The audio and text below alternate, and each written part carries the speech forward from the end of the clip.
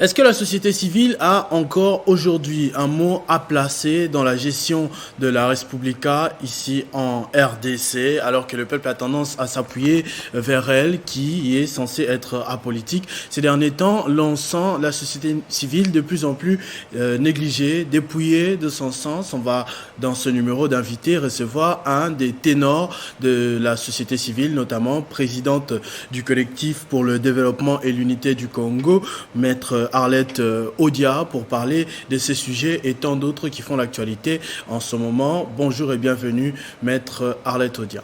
Bonjour et merci de votre invitation. D'entrée de jeu, la question que je me suis posée au début de cette émission et que la population, la classe politique, l'opinion nationale et internationale se pose a vraiment lieu d'être. Ne pensez-vous pas que la société civile de plus en plus est vraiment mise de côté, vraiment discréditée et plus pris en compte pour des grandes décisions dans le pays? Cela est vraiment constaté dans l'opinion, je vais dire même par les dirigeants, la classe politique dans sa grande majorité. Vous savez, par le passé, la classe politique s'appuyait essentiellement sur la société civile pour savoir les revendications de différentes couches de la population. Mais on va dire, sans mâcher les mots, que depuis l'avènement du nouveau leadership au sommet de l'État, la société civile est complètement mise à l'écart. Il y a plusieurs revendications portées par celle-ci, mais qui n'a pas de réponse venant des dirigeants. C'est ce qui est regrettable. On le regrette pourquoi? Parce que c'est en contradiction avec ce qui avait été dit par le chef de l'État. Souvenez-vous, dans son premier discours sur l'état de la nation, il avait dit qu'il avait besoin d'un contradicteur, c'est-à-dire une opposition bien organisée, qu'il avait aussi besoin d'un interlocuteur, une société civile efficace pour la vie de notre jeune démocratie. Mais il se fait que dans la pratique, ceux-ci ne sont pas écoutés, aussi bien l'opposition que la société civile. Et moi, étant membre de la société civile, je viens tout simplement présenter nos inquiétudes. Et quelles sont ces voies de contradiction que, actuellement, vous portez par rapport à la conduite et la vision du président de la République, par rapport à sa manière de gérer les pays? Qu'est-ce qui entre en contradiction par rapport à vos aspirations pour le bien-être de la population? Il faut d'abord dire c'est quoi la société civile. La société civile, c'est le peuple dans son ensemble. Et les structures de la société civile, ce sont des groupes de personnes qui décident de porter la voix de ce peuple-là. Et les différentes manières par lesquelles le peuple s'exprime, c'est notamment les marches pacifiques. Vous avez vu combien de fois les structures de la société civile, accompagnées du peuple dans sa grande majorité, a été dans la rue pour dire non au RAM et demander aux dirigeants de mettre fin à la perception de cette taxe considéré à juste titre d'illégal. Il n'y a pas eu de réponse venant des autorités. Il y a aussi récemment les cas du marché Matadi Kibala où nos compatriotes ont trouvé la mort. Il n'y a pas d'évolution. Est-ce que la société civile qui est du côté du peuple avait vu l'accident venir auparavant, prévenu le peuple par exemple que là où vous êtes en train d'exercer ce commerce est dangereux, il peut vous arriver malheur un jour ou l'autre, vu que vous êtes la population, vous êtes du côté de la population, est-ce que vous n'avez pas un tout petit peu ce rôle-là aussi à jouer pour éviter qu'il y ait des accidents et après chercher réparation? Bien sûr que nous jouons ce rôle-là, mais celui-là n'est que la sensibilisation. Mais il faudrait que des mesures de l'État suivent. Il n'est pas seulement question que ces gens-là arrêtent de vendre dans des positions sous haute tension, mais il faudrait que l'État leur garantisse le meilleur endroit où continuer leurs affaires. C'est véritablement le travail de l'État. Et la société civile n'est fait que porter haut les revendications de cette population. Maintenant, il se pose encore un autre problème. Après les décès de nos compatriotes, la prise en charge, vous savez déjà combien a été critiquée la manière dont les corps ont été transportés de l'endroit du drame jusqu'à la morgue de l'hôpital général. Maintenant, il se pose encore le problème de la prise en charge de leurs obsèques. Il n'est pas question que tous ces gens soient pleurés au même moment et tous ensemble. Il y a parmi ceux-là ceux qui sont musulmans, ceux qui sont chrétiens, les rituels sont différents, les familles ont des exigences différentes. Il y en a qui pourraient être inhumés à Kinshasa, d'autres dans les provinces. Donc il faut que l'État se rapproche des familles des victimes, qu'ils mettent à leur disposition des moyens et que chacun ou chacune des familles prenne des dispositions pour l'enterrement. Il y a déjà des réunions. Est-ce que vous n'êtes pas rassuré par rapport à cette approche-là? Vous ne pensez pas que ces réunions vont aboutir? Les concernés sont en train de dire que les réunions tendent notamment à organiser des obsèques d'ensemble. Et nous venons à dire qu'il faut écouter ceux-là qui pensent que chaque famille doit organiser ses obsèques. On veut en fait les obliger à pleurer leur mort ensemble. Alors que, tel que je venais de le dire, les rituels ne sont pas les mêmes. Il y a des familles qui ont autre chose à faire, qui veulent pleurer leur mort autrement. Et il n'y a aucune obligation que ces personnes pleurent leur mort ensemble. Il y a aussi peut-être finir par là, la situation de l'Est du pays. Vous avez vu comment la société civile est en train d'insister sur le fait qu'il faut que l'état de siège soit réévalué en vue de l'efficacité des opérations. Qu'est-ce que vous entendez exactement par réévaluation de l'état de siège? Parce que de plus en plus, là, on sent, par exemple, il y a un deuxième député provincial au moment où on est en train de parler qui est aux arrêts pour des raisons d'enquête. Mais on a, semble-t-il, suspendu les salaires du gouvernement provincial, de l'Assemblée provinciale et de tous les autres dirigeants qui sont en congé. Qu'est-ce que vous entendez par réévaluation de l'état de siège et pour quels résultats? D'abord, convoquer un cadre. Un cadre de concertation avec les autorités locales, avec les populations locales, pour examiner chaque aspect de cette question-là.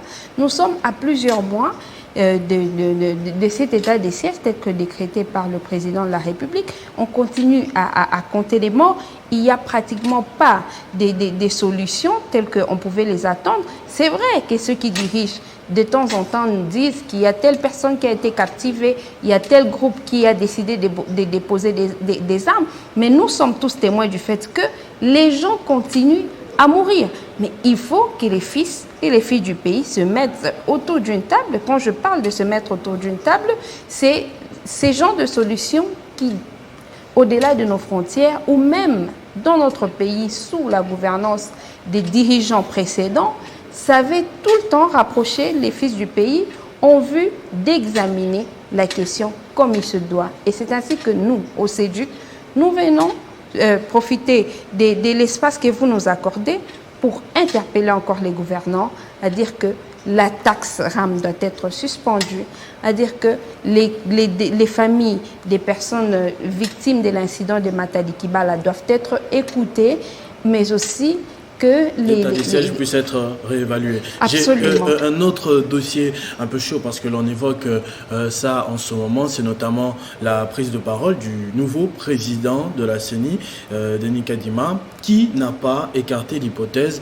d'un report des élections, faute de moyens, une certaine contrainte. De votre avis, dans la société civile, comment vous avez accueilli ces propos? Sincérité ou bien pas du tout d'accord? Je pense qu'on a déjà connu ça dans notre pays.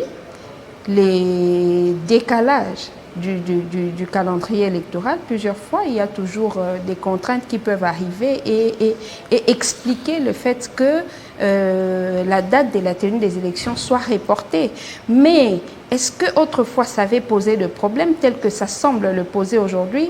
Non, parce que le chef de l'État précédent et son administration savaient comment mettre l'opposition, la société civile et le pouvoir ensemble, de sorte à décider de comment les choses devraient se passer ensemble.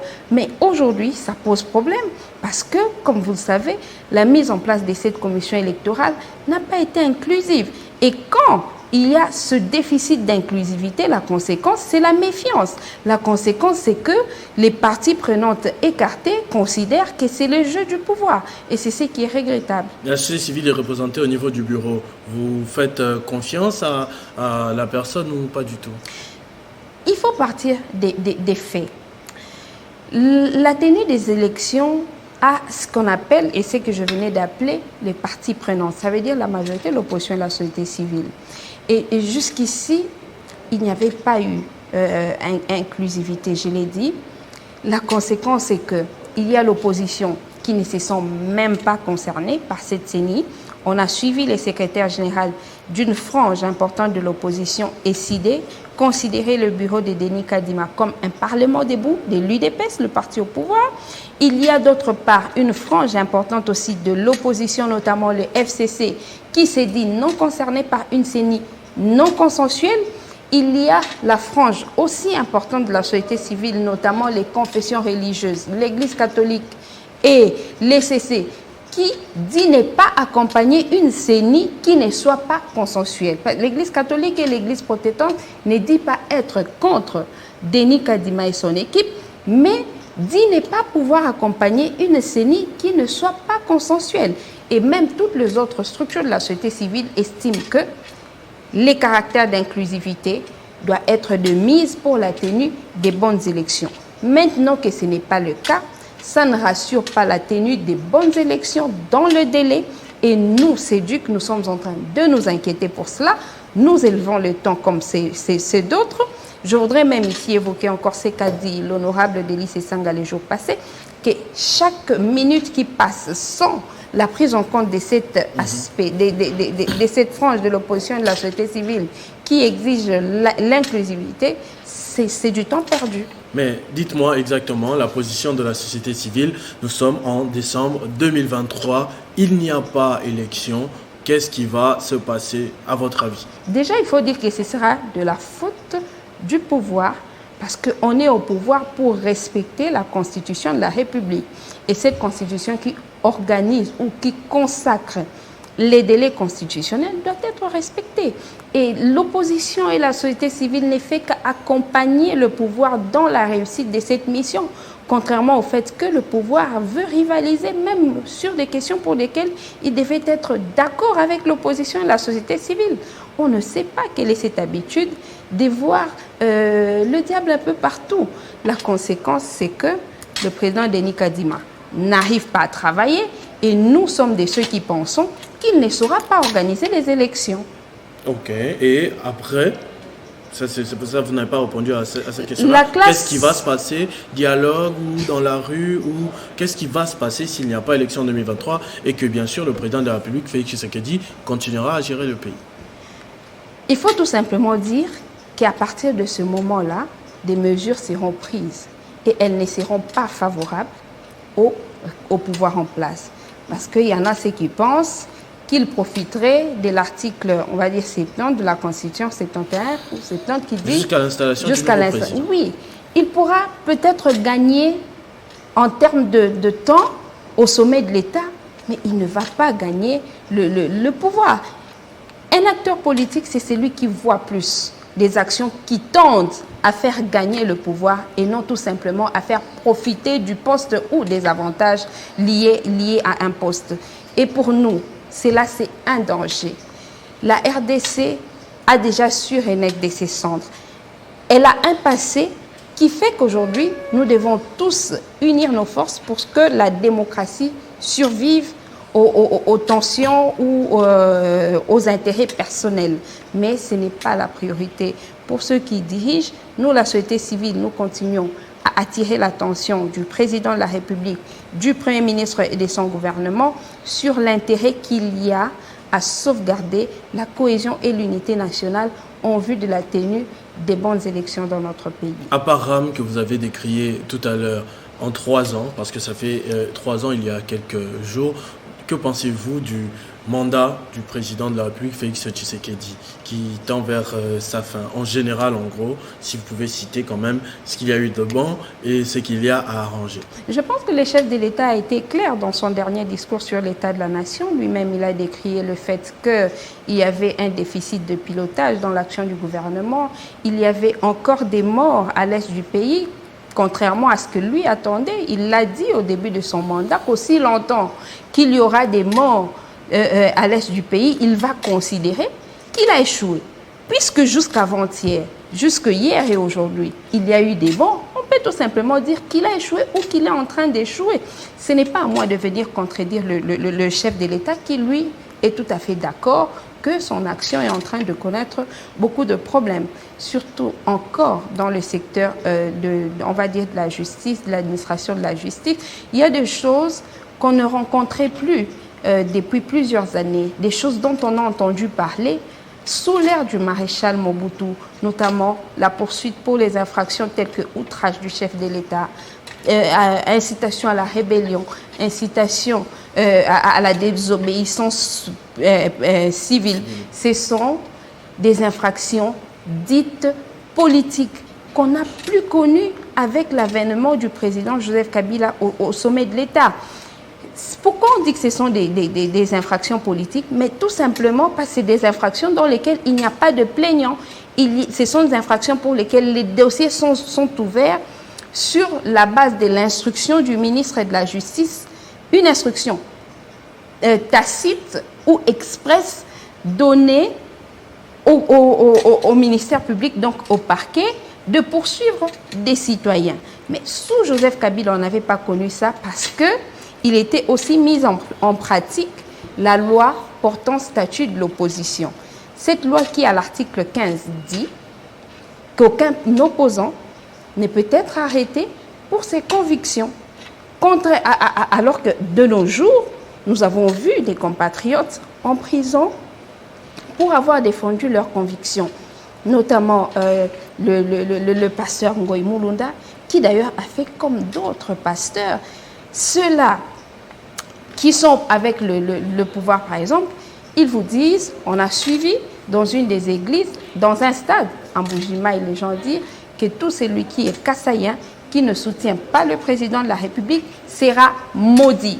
Mais on n'a jamais poursuivi celui-là pour une incitation quelconque. Contrairement à Ngoï Mulunda qui lui dit, vous devez soutenir vous devez respecter notre leader. Et il citait Joseph Kabila.